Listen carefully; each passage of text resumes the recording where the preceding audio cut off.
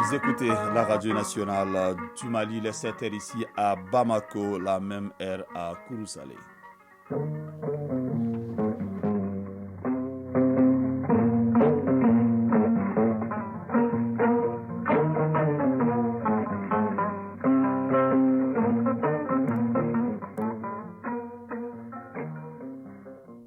Le journal Fousseni Tunkara. Bienvenue dans cette édition, la première de Mali Actualité, les titres. Bientôt, une solution adéquate au problème de dépôt de transit et des ordures pour les communes 2 et 3 du district de Bamako. Elle attend la fin de réalisation d'un nouveau site au flanc de la colline de Medina Koura. Le dit site a été visité par 2 membres du gouvernement. Les détails au début de ce journal. Aussi, dans ce journal, à la célébration de la journée mondiale de la population, pour cette année, les regards se sont tournés vers la localité de Saminé dans la région de Ségou pour célébrer l'événement. Le thème choisi a trait à l'épanouissement de la jeune fille. La page sport sera présentée par Abdul Karim Kabaïl. Nous parlera de l'afro-basket des moins de 16 ans, filles et garçons Tunisie 2023. Les formations maliennes sont en demi-finale. Il sera également question de la candidature de Sékou Diogo Keïta à l'élection de la présidence de la Fédération malienne de football. Merci de rester fidèle au programme de la radio nationale. Les communes 2 et 3 seront dotées au plus tard le 30 août 2023 d'un site moderne de dépôt de transit des ordures situé au flanc de la colline de Medina Koura. Il a coûté à l'État et à son payeur, l'Agence nationale d'investissement des collectivités territoriales, plus de 300 millions de francs CFA. Fademba Keïta. 2800 mètres carrés, c'est la surface totale du nouveau site moderne de dépôt de transit situé au flanc de la colline de Medina Koura en commune 2 de Bamako. L'initiative du comité interministériel sur la question de gestion des déchets à Bamako et Kati doit pallier en partie l'épineux problème de dépôt de transit existant. Madame Dambélé Madina Sissoko, ministre des Transports et des Infrastructures. L'aménagement fait suite à un plan qui a été élaboré par la DENACEPEN et la cellule technique, comme on l'a dit, qui est chargée de la mise en œuvre de ce projet, a fait beaucoup de choses. Dans les devis, il y avait l'installation d'un forage équipé avec, comme vous le voyez, un château, des lampadaires pour pouvoir éclairer la plateforme et ensuite d'un bureau pour que les gestionnaires de ces dépôts de transit puissent être installés et avoir un œil sur toutes les opérations qui vont être menées sur la plateforme. Dr Lassana Koulibaly, directeur général de l'Agence nationale d'investissement des collectivités territoriales, Anicité. C'est un dépôt moderne qui sera mis en place. Les ordures ne doivent pas être déversées. C'est dans ce cadre-là que l'Anicité accompagne aussi à hauteur de 300 millions pour l'équipement de ce dépôt de transit. Une porte d'entrée pour le dépôt et le transit des ordures sera donc impérative, d'où la coopération des garagistes et transporteurs installés côté Médine. Adama Sangaré, maire du site de Bamako. C'est un projet d'intérêt public et aujourd'hui, vu l'importance de l'assainissement, vu l'insalubrité grandissante de la ville de Bamako, que ces kiosques acceptent d'être déplacés, je pense qu'en réalité, ils auront contribué à l'assainissement de la ville de Bamako. Mamadou Samaké, ministre de l'Environnement, de l'Assainissement et du Développement durable. Et ce dépôt de transit est appelé à être un dépôt modèle, avec des caissons qui seront posés, en tout cas les uns côte à côte, et les charretiers, en tout cas, viendront déposer les ordures dedans de façon ordonnée pour qu'on n'ait pas de déversement un peu partout des ordures comme le connaissons dans d'autres décharges. Après les 6 communes ici de Bamako et la ville de Kati, d'autres dépôts de transit modernes sont prévus par les autorités de la transition, notamment par le comité interministériel sur la question de gestion des déchets dans toutes les capitales régionales, nous confirment les ministres membres du comité. La journée mondiale de la population est célébrée le 11 juillet de chaque année. C'est bien sûr le mardi 18 juillet en différé que le Mali a célébré cette journée dans la commune rurale de Saminé dans la région de Ségou. Le thème de l'édition 2023 est « Accélérons l'accès des filles et des adolescentes à la santé, à l'éducation et aux opportunités économiques ». Ali Abdoulaye Touré. C'est dans la commune rurale de Saminé, une localité située à 45 km de Ségou, que s'est déroulées les festivités de la célébration de la Journée mondiale de la population. Forte mobilisation pour un événement local mais d'une portée nationale. Cette journée permet de rappeler l'importance et l'urgence des questions de population. Anadita Philpose, représentante adjointe de l'UNFPA au Mali. Depuis plus de 30 ans, les bureaux UNFPA de par le monde profitent de la Journée mondiale de la population pour faire prendre connaissance sur l'importance des problèmes de population et le développement comme levier de l'accélération. Aucun développement durable est possible dans notre région tant que les défis liés aux inégalités de genre ne sont pas placés au cœur de nos préoccupations. Au Mali, la Journée mondiale de la population est célébrée chaque année dans une localité en choisissant une problématique donnée. Une belle opportunité pour le département en charge de la population de communiquer davantage sur la question de la politique nationale de la population. Imiran Abdoulaye Touré, ministre de l'Urbanisme, de l'Habitat, des Domaines, de l'Aménagement du territoire et de la population. En 2023 déjà, la population mondiale a franchi la barre de 8 milliards d'habitants. Le thème national retenu cette année s'intitule « Accélérant l'accès des filles et des adolescentes à la santé, à l'éducation et aux opportunités économiques ». Notre pays s'inscrit dans la dynamique de cette thématique, eu égard aux résultats encourageants atteints dans chacun des domaines thématiques du programme d'action de la Conférence internationale pour la population et le développement, CIPED plus 25, nonobstant les défis et difficultés qui se dessinent à l'horizon. La célébration a été marquée par des dons de céréales, la remise des enveloppes aux premières des classes de la première année à la 9e année de Samini.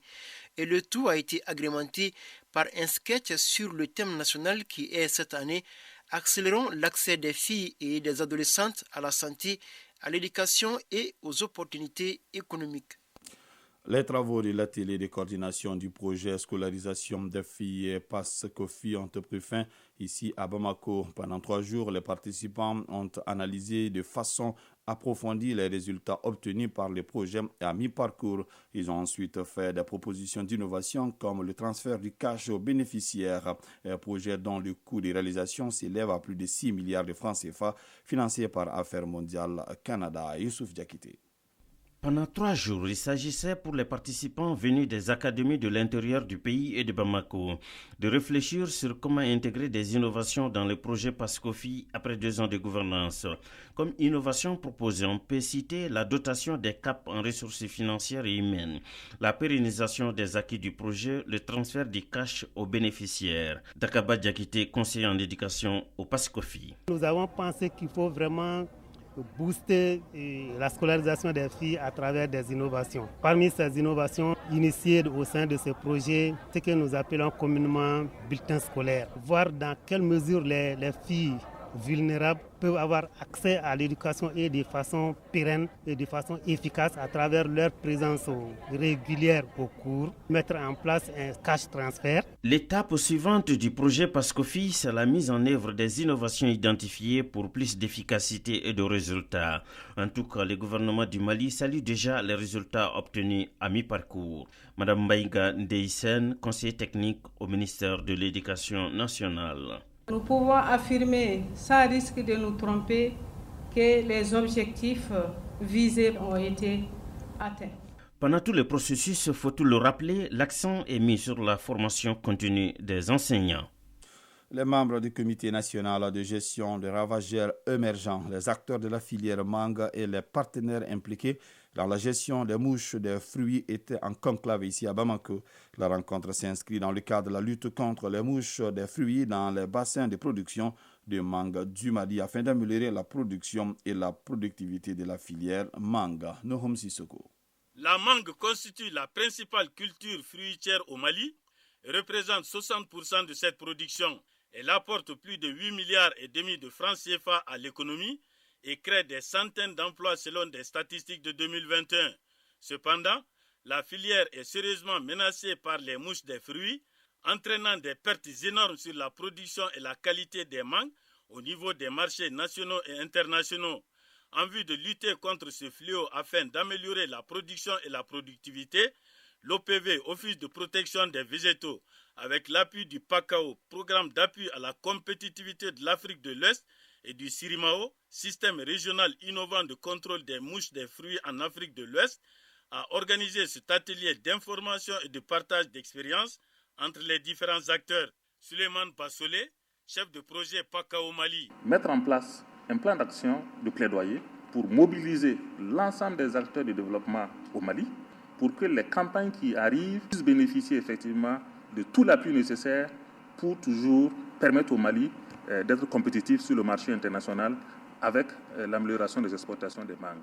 Demba Diallo, directeur général de l'OPV. La présence de ravageurs de cultures capables d'infester selon les saisons l'ensemble des vergers d'une même zone, en l'occurrence la zone ouest africaine, c'est-à-dire l'espace CEDEAO.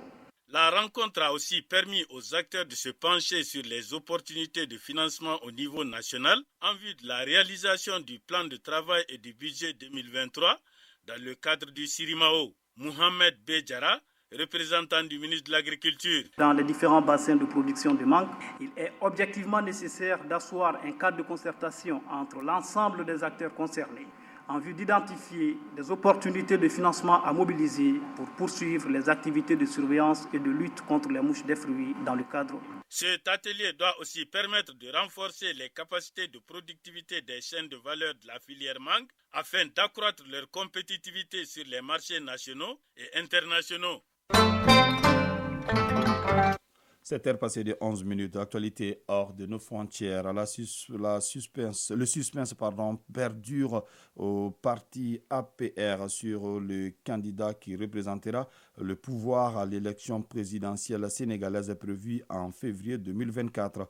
Le chef de l'État, Macky Sall, a annoncé le 3 juillet qu'il ne briguerait pas de troisième mandat. Son parti et sa coalition lui ont donné carte blanche pour désigner un successeur, mais en interne, les rivalités se manifestent au grand jour.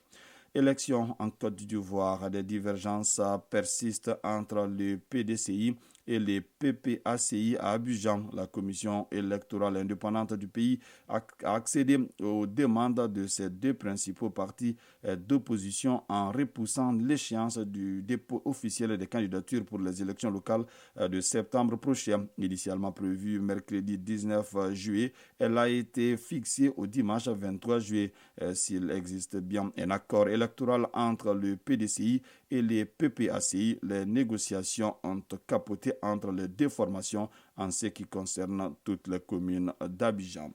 Pour terminer, au Kenya, la journée d'hier a été marquée par des affrontements entre police et manifestants mobilisés à l'appel de l'opposant Raila Odinga. Selon le ministère de l'Intérieur, au moins 2 personnes sont mortes par balle et plus de 300 personnes ont été interpellées. Raila Odinga n'est pas apparu publiquement, mais sa coalition a dénoncé une série d'interpellations dans ses rangs, y compris celle du porte-parole de l'opposant. Le président William Ruto, lui, avait maintenu un agenda chargé.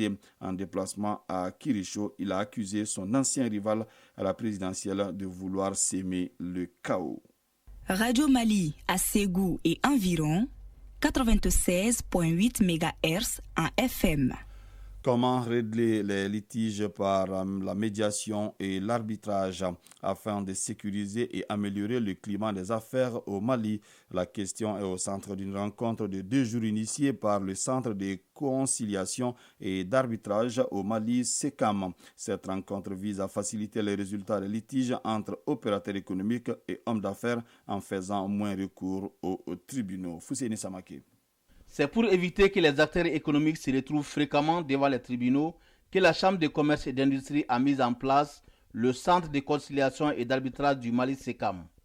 Ce centre, qui se veut un instrument efficace pour le règlement des litiges d'affaires, doit être mieux connu par les opérateurs économiques et hommes d'affaires, d'où ce forum d'information et de sensibilisation sur ses missions à Ségou. Demba Djanka, directeur du SECAM. La Chambre de commerce et d'industrie du Mali a mis en place ce centre afin que les acteurs du monde des affaires, que ce soit l'État et les institutions privées comme les établissements financiers, les institutions de microfinance et les opérateurs économiques particuliers, doivent savoir qu'il existe une autre manière de régler les litiges sans passer par la justice étatique. Ibrahima Doukouré, président de la Chambre de commerce et d'industrie de Ségou.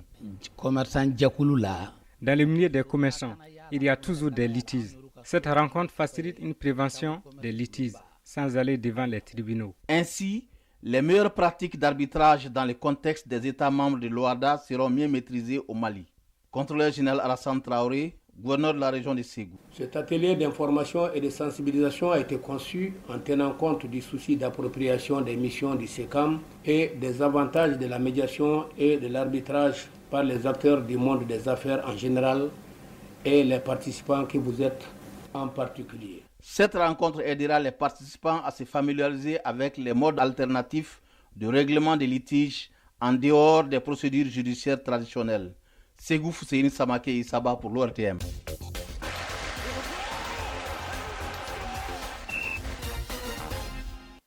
La page sport Afro-Basket de moins de 16 ans, filles et garçons Tunisie 2023. Les formations maliennes sont en demi-finale. En basket toujours, la Coupe du monde de moins de 19 ans, filles Espagne 2023. Le Mali a battu l'Australie en 8e de finale. Sur le plan local, élection à la présidence de la Fédération malienne de football du 29 août prochain. Ségou Diogo Keita est candidat. Le développement de la page sport avec Abdul Karim Kaba.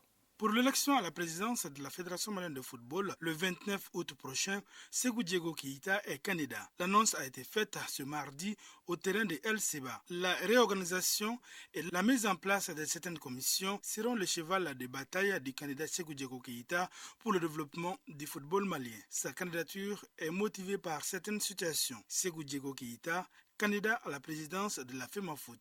Par l'absence d'une gouvernance vertueuse, le manque de résultats sportifs pour nos clubs dans les compétitions africaines, le manque de résultats sportifs probants pour nos équipes nationales et le manque de volonté manifeste pour promouvoir le développement des catégories des jeunes. Ce diagnostic étant fait, il reste maintenant à appliquer le protocole thérapeutique. La création d'une direction chargée des équipes nationales. Il s'agit aussi de créer la Ligue de football professionnel pour gérer et organiser un championnat professionnel de première et de deuxième. Créer la Ligue de football féminin pour prendre en charge les considérations et les attentes du genre. Créer enfin la Ligue de football amateur de première et de deuxième division pour avoir un football inclusif au niveau de tous les Maliens. Et enfin mettre en place des programmes de renforcement des capacités des acteurs. Et enfin, la création d'une direction chargée des questions juridiques. Cette direction aura en charge de résoudre toutes les questions juridiques que le football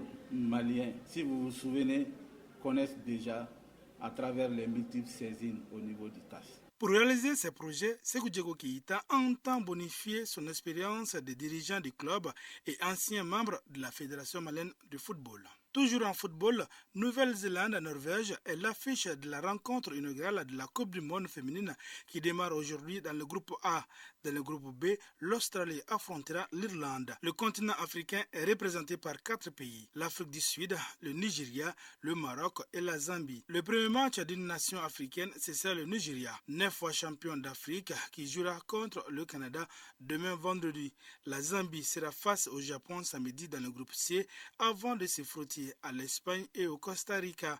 L'Afrique du Sud sera opposée à la Suède dimanche et le Maroc en découdra avec l'Allemagne. Signalons que cette 9e édition du mondial féminin se poursuivra jusqu'au 20 août prochain. 32 nations participent pour la première fois à la compétition qui se joue cette année dans 2 pays, l'Australie et la Nouvelle-Zélande. Basketball à présent, la Coupe du monde des moins de 19 ans filles, Espagne 2023, le Mali bat l'Australie en 8e de finale. Score final 74-67. Ainsi, les Maliennes se qualifient pour les quarts de finale et affronteront demain vendredi le Canada. Entre autres résultats de ces 8e de finale, l'Italie a perdu contre la République tchèque 84-92. Lituanie a battu l'Égypte 86-64. Le Japon a dominé la Chine 75-58 et le Brésil a été éliminé par le Canada 89-45. Sur la scène africaine, Afro-Basket des moins de 16 ans filles et garçons Tunisie 2023, les formations maliennes sont en demi-finale. Les moins de 16 ans garçons du Mali invaincus jusque-là ont dominé le Maroc en quart de finale par le score de 76-74. Ainsi, le Mali se qualifie pour les demi-finales. Chez les filles, le Mali est déjà qualifié pour les demi-finales en battant la Guinée 142-15. À présent, la leçon du sport du jour. La leçon du sport de ce jeudi porte sur la différence entre la lutte traditionnelle et la lutte olympique, un sport introduit dans les Jeux olympiques depuis 1901.